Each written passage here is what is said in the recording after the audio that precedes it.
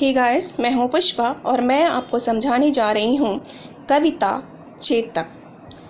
चेतक कविता जो चेतक राणा प्रताप के घोड़े के नाम पर लिखी गई है, घोड़े की प्रशंसा करने के लिए लिखी गई है, उसकी वीरता का व्याख्यान किया गया है इस कविता में।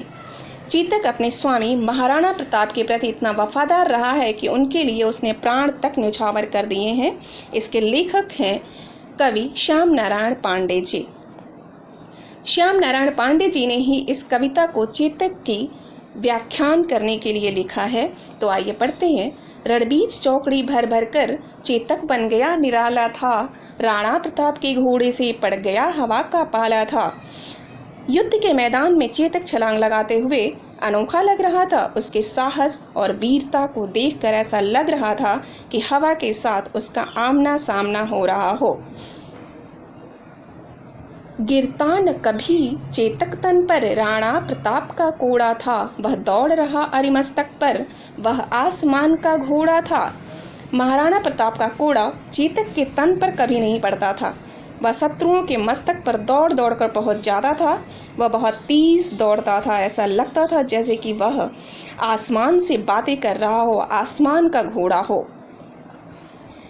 जो तनिक हवा से बाग हिली लेकर सवार उड़ जाता था, राणा की पुतली फिरी नहीं तब तक चेतक मुड़ जाता था। थोड़ी सी हवा से भी चेतक की लगाम हिलती थी तो वह हवा के गति की भांति दौड़ जाता था। महाराणा प्रताप की आंखें एक पल के लिए भी इधर उधर होती थी तो चेतक तुरंत उसी ओर मुड़ जाता था। कौशल दिखलाया चालों में, उड़ गया भयानक भालों में, निर्भीक गया वह ढालों में, सरपट दौड़ा कर नालों में। चेतक ने अपनी कुशलता और वीरता का परिचय अपनी चाल से दिखाया है। वह युद्ध के समय भयानक भालों और तलवारों के बीच निडर होकर नहरों, नालों आदि को पार करता हुआ बहुत तेज चाल में दौड़ जाता था। है यहीं रहा अब यहाँ नहीं, वह वहीं रहा अब वहाँ नहीं, थी जगह न कोई जहाँ नहीं, किस अरिमस्तक पर कहाँ नहीं। युद्ध के मैदान में चेतक चारों ओर से शत्रुओं का सामना करता हुआ,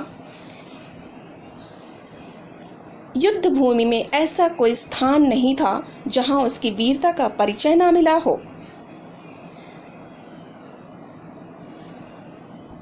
बढ़ती नद सा वह लहर गया, वह गया गया फिर ठहर गया, विकराल वज्र में बादल सा अरि की सेना पर घहर गया।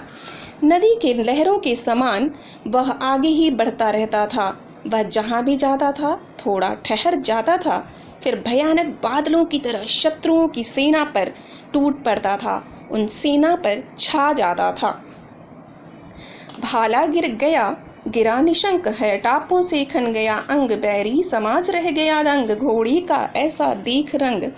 घोड़ी की टापों से दुश्मन घायल हो जाते थे, दुश्मन के हाथों से भाले और तलवारें गिर जाती थी। घोड़ी की साहस और वीरता को देखकर दुश्मन भी दंग रह जाते थे। इस पाठ के भावार्थ अगर आपने समझ लिए हैं तो आपको इस कविता के प्रश्नोत्तर करने में कोई परेशानी नहीं होगी। हाँ, साथ ही आप ये ज़रूर समझ लो कि जब भी आप व्याख्यान लिख रहे हो, व्याख्या लिखनी होती है तो उससे पहले संदर्भ और प्रसंग लिखना होता है।